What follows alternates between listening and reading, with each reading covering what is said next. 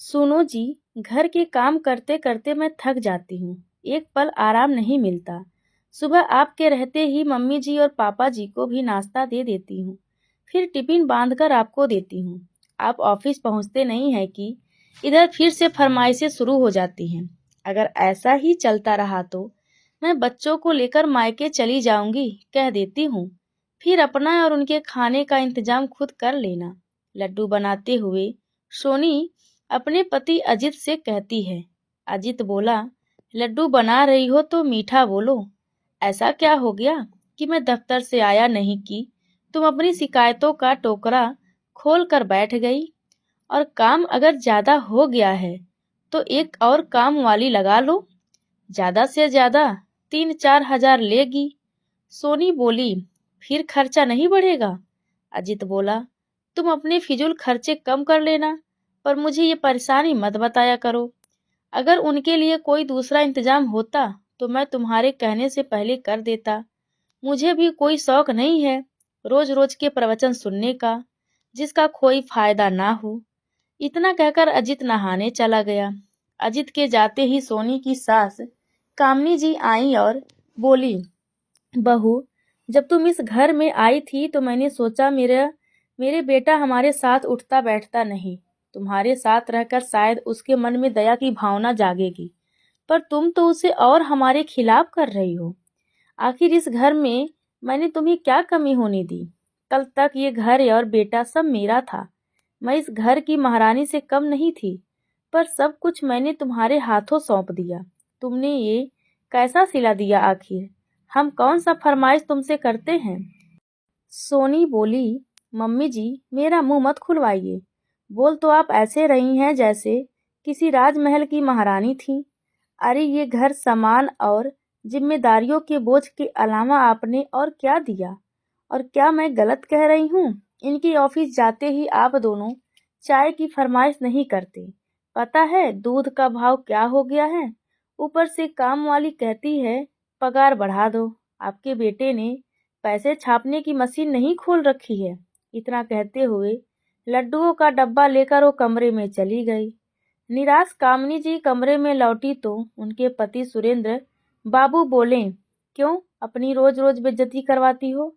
मान क्यों नहीं लेती कि जो घर और बेटा पहले तुम्हारा था वो अब किसी और का हो चुका है।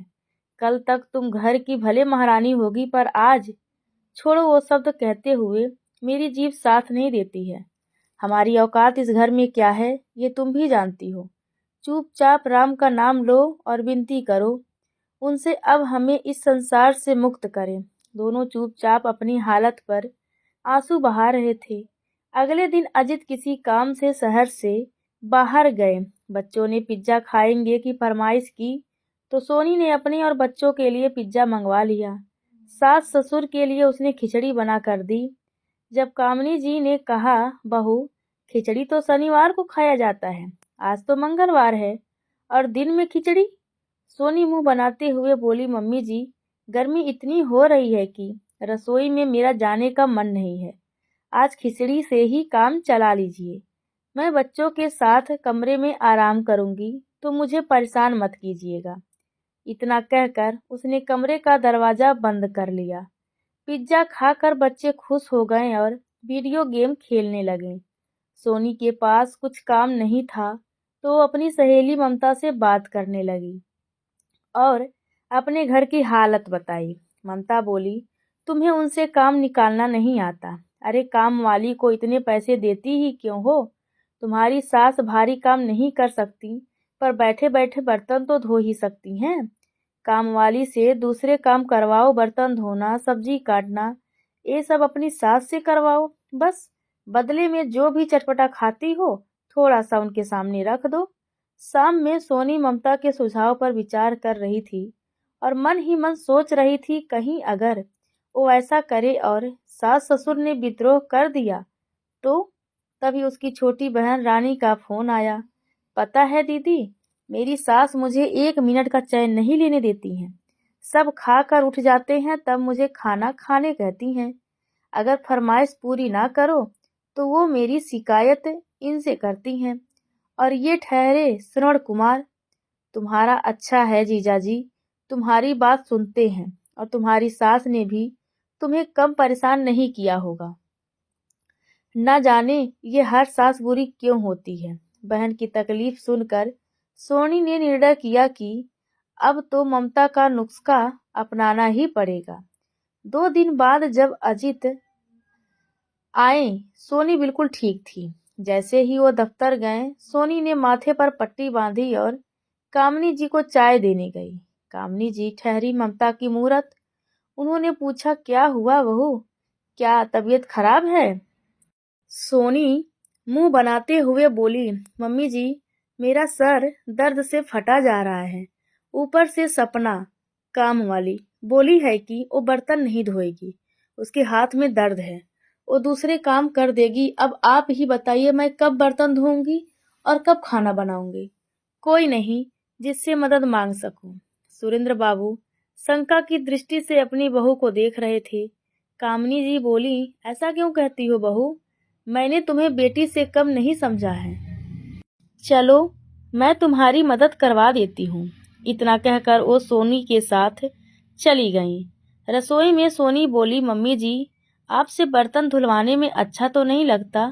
आप ऐसा कीजिए, नीचे बैठकर बर्तन धो लीजिए, आपको दिक्कत नहीं होगी। मैं बाम लगाकर दूसरे काम कर लेती हूँ। इतना कहकर वो अपने कमरे में आराम करने चली गई। सपना सोनी के कमरे में झाड़ू लगा रही थी। वो बोली, भाभी जी, क्यों अपने सर पर पाप लेती हो? जो आपको बहुरानी बनाकर घर में लेकर आई, आप उनसे नौकरानी वाले काम करवा रही हो? सोनी बोली, चुपचाप जितना तुमसे कहा गया है उतना करो। बर्तन धोना और सब्जी काटना मम्मी जी कर लेंगी। तुम आज से कपड़े और झाड़ू पोछा किया करो, और हाँ, हफ्ते में 1 दिन मेरी मालिश कर दिया करो। सपना हैरानी से सोनी की तरफ देखती रही और अपना काम करती रही। दोपहर के खाने में सोनी ने पनीर की सब्जी बनाई। सास ससुर को रोटी दाल के साथ पनीर की सब्जी दी। कामनी जी देखकर खुश हो गईं और सुरेंद्र बाबू से बोली, आज तो आपके पसंद की पनीर की सब्जी बनी है। चलिए, लगता है बहू को हम पर दया आ गई।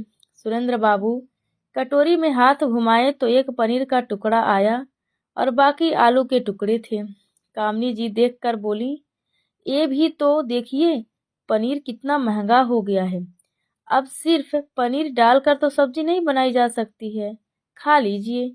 सुरेंद्र बाबू बोले, ये तुम्हारे बर्तन धोने और सब्जी काटने का इनाम तो नहीं है? कामनी जी बोली, हे भगवान, कैसी बातें कर रहे हैं? अपने घर के काम को कोई ऐसे कहता है? घर में शांति बनी रहे तो मैं उसके लिए कुछ भी करने को तैयार हूँ। आप बस खाना खाकर आराम कीजिए। अब तो ये रोज का हो गया था। सोनी कुछ ना कुछ बहाना करके छोटे मोटे काम कामनी जी से करवाती रहती। बेचारी कामनी जी पति को ढंग का खाना मिले, इस वजह से चुपचाप सब करती जाती। ऐसा नहीं था कि वो समझ नहीं रही थी, आखिर उन्होंने अपने बाल धूप में सफेद नहीं किए थे। वक्त बीतने लगा, काम की थकान कामिनी जी के चेहरे पर दिखने लगी। एक रोज जब सोनी कमरे में सो रही थी और कामिनी जी धूप में कपड़े उठा रही थी, सुरेंद्र बाबू बहू के कमरे पर दस्तक देना शुरू किए। सोनी हड़बड़ा कर आई और बोली, बाबूजी, कोई अपनी बहू के दरवाजों को इस तरह से पीटता है क्या? क्या हुआ, तूफान आ गया था जो मुझे नींद से जगा दिया? वो बोले, बहू, इतनी धूप में जो औरत कपड़े उठा रही है वो तुम्हारे पति की माँ और इस घर की मालकिन है। उसे तुमने नौकरानी बनाकर रख दिया। अरे, औरत तो ममता की मूरत होती है, फिर तुम्हें अपनी सास के साथ ऐसा व्यवहार करते हुए शर्म नहीं आई? देखो उसकी कैसी हालत हो रही है। सोनी बोली, बाबूजी, मैंने उनसे नहीं कहा है कि अभी ही कपड़े उठा लें। अरे, शाम हो जाती तब आराम से उठाती। अगर आपको इतनी ही चिंता हो रही है तो आप कर लीजिए, वैसे भी पूरे दिन पलंग ही तो तोड़ते हैं। इतना कहकर वो कमरे में चली गई।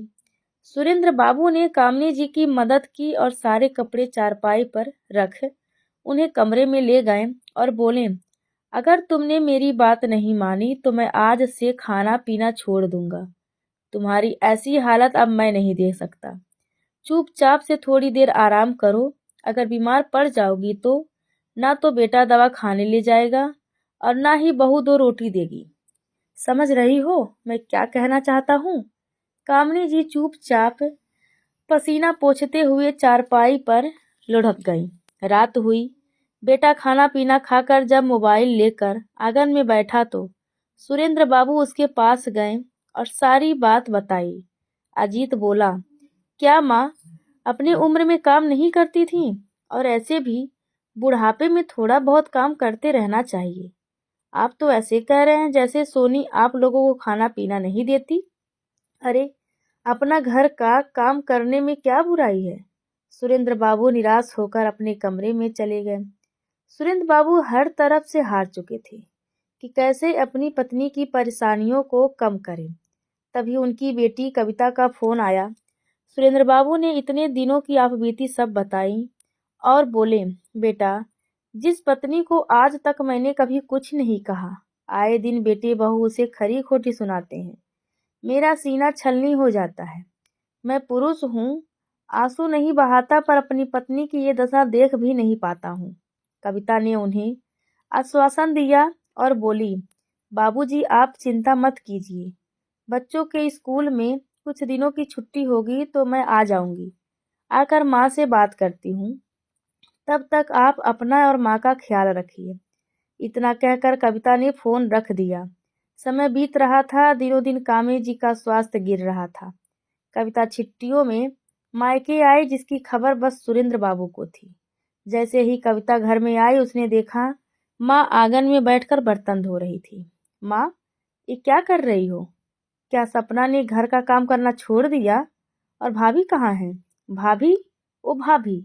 ननद की आवाज सुनकर सोनी हड़बड़ा कर उठी और आंगन में देखी तो ननद सास का हाथ धुलवा रही थी और बोल रही थी, माँ, भैया की शादी करके क्या अपने लिए मालकिन लाई थी या घर की बहू लाई थी जो आज ये दिन बहू देख रही हो? मानती हूँ बहू की मदद करनी चाहिए परंतु उसके लिए सास की उम्र और सेहत भी देखनी चाहिए। सोनी मुस्कुराकर बोली, अरे कविता जी, आप कब आई? आने से पहले खबर भी नहीं की। कविता बोली, अपने घर घर में आने से पहले खबर देने की क्या जरूरत है? और खबर देकर आती तो सच्चाई कैसे देखती? औरत तो ममता की रूप होती है। आप मेरी माँ से ये सब करवा रही हैं? और सपना तुम क्या कर रही हो? सपना डर कर बोली, मैं तो भाभी जी की मालिश कर रही थी। कविता बोली, वाह, जिसका घर है वो बर्तन धो रही थी और वह मालिश करवा रही है। बहू, क्या जमाना आ गया है। अरे भाभी, कुछ तो शर्म करो, भगवान से डरो। कल को आपकी भी बहू आएगी और आपसे ये सब करवाएगी तो कैसा लगेगा? सोनी बोली, घर आते ही आपने कलह शुरू कर दिया। हाँ, आप तो बोलोगी ही। आपकी माँ जो है, कोई बहू की तकलीफ कहाँ देखता है। कविता बोली, भाभी, मैं ये नहीं कहती कि हर बहू बुरी होती है, पर हर सास भी बुरी हो ये भी जरूरी नहीं है। किसी और की सास अगर बुरी है तो क्या मेरी माँ भी बुरी हो गई जो आप उनके साथ ऐसा व्यवहार कर रही हैं? इतना कहकर कविता कामनी जी को कमरे में ले गई। बेटी को लाड करते हुए कामनी जी बोली, तुमने आने की खबर भी नहीं दी और ये क्या अकेली आ गई? दामाद जी और बच्चों को नहीं लाई? कविता बोली, माँ, अगर मैं तुम्हारे दामाद और बच्चों को लाती तो वो तुम्हारी ये हालत देखकर क्या सोचते? माँ बहू की माँ बनना अच्छी बात है परंतु बहू को अपनी मालकिन तो मत बनाओ। और बाबूजी, एक बात बताऊं, इस सबके दोषी भैया भाभी के साथ आप और माँ खुद हैं। इधर सोनी ने फटाफट अजित को फोन किया। अजित भी दफ्तर से जल्दी से लौट कर आया। सोनी सबके लिए चाय लेकर आई तो अजित बोला, मैंने सुना घर में आते ही तुमने सबकी क्लास ले ली। कविता बोली, अच्छा, और आपको दफ्तर तक खबर पहुंच गई? फिर तो माँ की जो हालत है वो भी खबर आपको होगी। या फिर आप माँ की परेशानियों से अनजान हैं? अजित बोला, तुम कहना क्या चाहती हो? कविता ने पूरी बात बताई। अजित बोला, तो घर के कामों में अगर माँ अपनी बहू की मदद कर देती हैं, तो तुम्हें क्या तकलीफ है? माँ बेटी की मदद करे तो मदद, और बहू की मदद करे तो गुलामी? कविता बोली, मुझे शर्म आ रही है कि आप अपनी माँ की तकलीफ जब नहीं समझ पा रहे हैं, तो आपकी पत्नी कैसे समझेगी? बाबूजी, आप ये भूल गए हैं कि ये घर, ये परिवार आपने अपने दम पर खड़ा किया था। फिर आप अपने बेटे बहू की गुलामी कैसे कर सकती हैं? मेरी सास भी मेरे साथ रहती हैं। मेरी हिम्मत नहीं होती है कि मैं उनसे कुछ कह सकूं, क्योंकि मैं जानती हूँ आज के बुजुर्ग भी अपने अधिकारों के प्रति सजग हैं। जब तक वो ना चाहें, अपनी संपत्ति का एक टुकड़ा भी अपने बच्चों को नहीं लेने देंगे। अगर मुझे मेरा अधिकार चाहिए, तो मुझे जिम्मेदारी भी तो उठानी होगी। पर यहाँ तो जिम्मेदारी उठाई नहीं जा रही है, बल्कि बुजुर्गों को दी जाती है। अजीत बोला, कविता, तुम हमारे घर की शांति भंग कर रही हो। अपने घर की बात अपने घर में रखो। कविता बोली, नहीं, ये घर भी मेरा है और मेरा भी इस घर पर अधिकार है। सोनी बोली, अब आई असल बात जुबान पर। ये कहिए कि आपको घर और संपत्ति में से हिस्सा चाहिए। कविता बोली, मुझे भगवान का दिया सब कुछ है। मुझे मायके की संपत्ति और घर में हिस्सा नहीं चाहिए। अगर मेरे माता पिता के साथ ऐसा व्यवहार रहा, तो शायद मैं आपको पूरी संपत्ति लेने नहीं दूंगी। बेटी की बातों को सुनकर सुरेंद्र बाबू को साहस आया। उन्होंने कहा, कविता तो सही तो कह रही है। बहू, अब तुम हमारे बारे में इतना सोचती हो, तो मैं सोचता हूँ अपनी सारी संपत्ति बेटी के नाम ही कर देता हूँ। कविता हैरान होकर सुरेंद्र बाबू की ओर देखने लगी। सोनी बोली, बाबूजी, आप ऐसा कैसे कर सकते हैं? सुरेंद्र बाबू बोले, हाँ बहू, क्योंकि तुम तो अपनी सास को सास नहीं नौकरानी समझती हो। फिर मैं क्यों दूं तुम्हें अपनी संपत्ति? तुम्हारा पति कमाता है, और तुम तो कह रही थी कि तुम हमें पाल रही हो। ऐसा करो, अपने पति और बच्चों को लो और जाओ दूसरे घर की रानी बनो। अजीत चुपचाप था। कामिनी जी बोली, बेटा, तुम कुछ नहीं बोलोगे? अजीत बोला, मैं सास बहू के झगड़े में नहीं पड़ना चाहता, इसीलिए आज तक मैं कभी भी दखल नहीं देता था। कविता बोली, भैया, अगर भाभी की बहन की सास बुरी है, तो क्या हमारी माँ भी बुरी है? क्या आपने देखा कभी माँ को भाभी के साथ गलत व्यवहार करते हुए? फिर ये हमारी माँ के साथ ऐसा व्यवहार कैसे कर सकती हैं? 2-3 दिन तक घर में शांति छाई रही। कविता अपने पिता से बोली, बाबूजी, मुझ पर मेरे सास ससुर और पूरे परिवार की जिम्मेदारी है। मैं उन्हें छोड़कर यहाँ तो नहीं रह सकती। अगर आप मेरे साथ चलना चाहें तो चल सकते हैं, वरना ऐसी भी आपकी स्थिति नहीं हुई है कि आप अपने घर के फैसले नहीं ले सकते हैं। और माँ, आप रिश्तों को बचाने के लिए इतना मत झुको कि वो आपकी कमजोरी बन जाए। पिता को हौसला देकर बेटी अपनी जिम्मेदारियों को निभाने चली गई।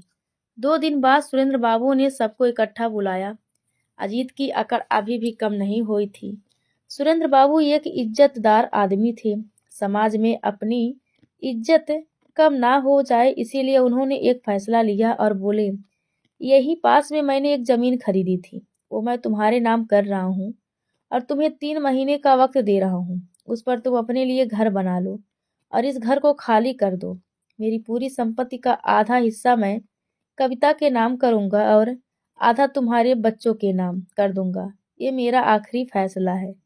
इतना कहकर वो कमरे में चले गए। बेटा बोला, माँ, ये सास बहू की लड़ाई में मुझे क्यों की सजा मिल रही है? मैंने तो आपके साथ कभी बुरा नहीं किया। कामनी जी बोली, बेटा, तुमने बुरा तो नहीं किया, पर कभी तुमने अच्छा भी कुछ नहीं किया। आज तक मैं रिश्तों को जोड़ने के लिए बस देती और झुकती ही आई, और तुम लोगों ने उसे मेरी कमजोरी समझ ली। अब मैं तुम्हारी कोई मदद नहीं कर सकती, मुझे माफ करो। तभी सपना बोली, माँ जी, मैं भी भाभी जी के साथ काम नहीं कर सकती। उनके साथ काम करके मैं भी कहीं ना कहीं पाप की भागीदारी बन गई हूँ। अब मैं आपके घर का सारा काम करूँगी। आप जो भी पगार देंगी मैं चुपचाप ले लूँगी। आखिर आपके ही पगार से मैं पली बढ़ी हूँ। सपना का सहारा लेते हुए कामिनी जी अपने कमरे में चली गईं। इंसान चाहे जितनी चालें चले, पर होता वही है जो वक्त को मंजूर होता है। आखिरकार 3 महीने बाद आधे अधूरे ही घर में अजित और सोनी को शिफ्ट होना पड़ा। अब सोनी को पैसों की बचत के लिए अपने घर का सारा काम खुद करना पड़ता था। सुरेंद्र बाबू ने सपना के पति को भी अपने घर पर काम पर लगा दिया। अब वो बागवानी की देखभाल करता है और बाहर के सारे काम भी करता। ऊपर वाले घर में किराया लग गया तो पैसों की कोई दिक्कत नहीं थी। दोस्तों, रिश्तों को बनाने में इंसान की उम्र बीत जाती है, पर किसी एक की गलती से उन रिश्तों के तार तार हो जाते हैं। किसी घर में अगर कोई कमी है तो उससे हमें सीखना चाहिए, ना कि उसी गलती को अपने घर में दोहराएं और खुद को दोषी बनाएं। तो दोस्तों, यह कहानी आप सभी को कैसी लगी, कृपया कमेंट करके ज़रूर बताएं और चैनल को लाइक, शेयर और सब्सक्राइब करना बिल्कुल ना भूलें। धन्यवाद आप सबका।